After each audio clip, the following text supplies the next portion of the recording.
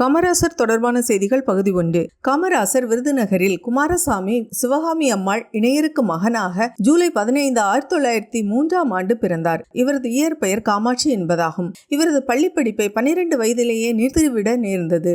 ஆனாலும் நாள்தோறும் செய்தித்தாள்களை படித்தும் அரசியல் கூட்டங்களில் தலைவர்களின் சொற்பொழிவுகளை கேட்டும் தம்முடைய அரசியல் அறிவை வளர்த்து கொண்டார். மேய்கண்டான் புத்தகசாலை என்னும் நூல் நிலையத்திற்கு சென்று லெனின், கரிபால்டி, நெப்போலியன் ஆகியோரின் வாழ்க்கை வரலாறுகளை படித்து திறமையாக பேசவும் வாதம் செய்யவும் தொடங்கினார். காமராசர் இளமையிலேயே தேசிய இயக்கமான காங்கிரஸில் சேர்ந்து அதன் தொண்டராக தம் அரசியல் வாழ்வினை தொடங்கினார். கட்சி ஊர்வலங்களில் கலந்து கொண்டார், கொடி பிடித்தார். சைமன் குழு எதிர்ப்பு, உப்பு சத்தியாகிரகம், வெள்ளையனே வெளியேறு முதலிய போராட்டங்களில் கலந்து கொண்டார், சிறை சென்றார். அவரது தன்னலமற்ற உழைப்பை கண்ட தலைவர் சத்தியமூர்த்தி காமராசரை கட்சியின் செயலாளராக நியமித்தார். காமராசரின் அரசியல் குரு சத்தியமூர்த்தி ஆவார்.